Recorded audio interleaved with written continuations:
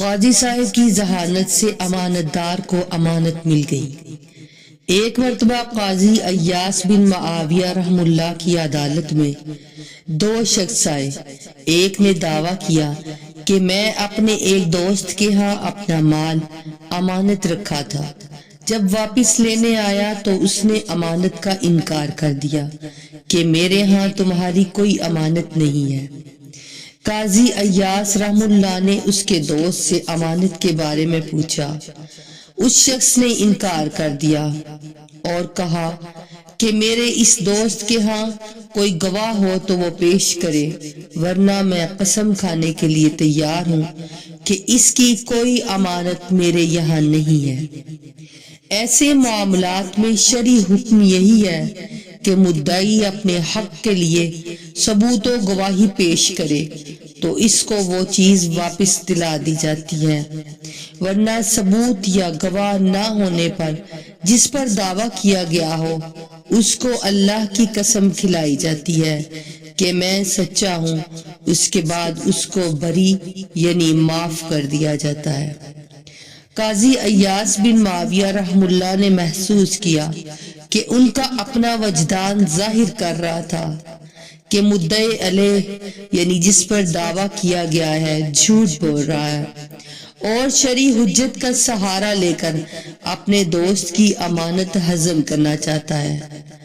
فیصلے میں جلدی نہیں کی، کچھ دیر ادھر ادھر کی باتیں کی اور مدعی یعنی دعویٰ کرنے والے سے کہا، تم نے اپنا مال کس مقام پر اپنے دوست کے حوالے کیا تھا؟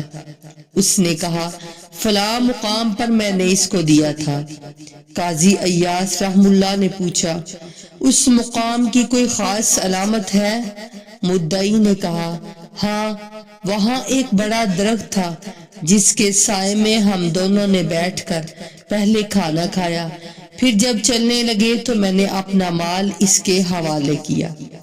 قاضی ایاس رحم اللہ نے کہا، اس وقت تم اس درخت کے پاس جاؤ اور بیٹھ کر کچھ دیر تسلی سے سوچو کہ تم نے اس مقام پر اپنا مال کس کے حوالے کیا تھا، لہٰذا تم اس وقت اس درخت کے پاس جاؤ۔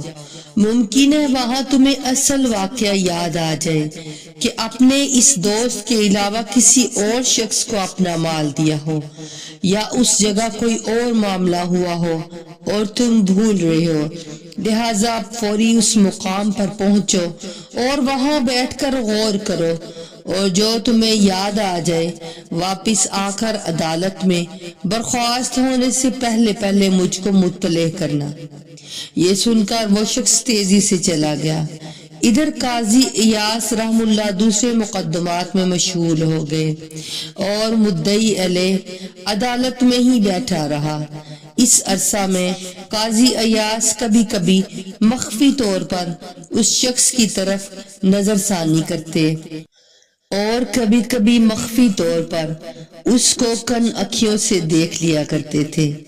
جب یہ اطمینان ہو گیا کہ مدعی علیہ مطمئن ہو گیا ہے تو اچانک اس کی طرف متوجہ ہوئے اور پوچھا کہ کیا تمہارا وہ دوست اس مقام تک پہنچ گیا ہوگا؟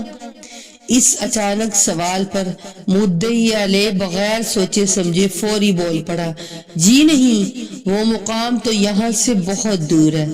بس قاضی ایاس رحم اللہ نے دفتر بند کر دیا اور غضبناک آواز میں کہا، اے اللہ کے دشمن، تجھ کو امانت کا انکار ہے لیکن اس مقام کا علم ہے جہاں امانت حوالہ کی گئی تھی۔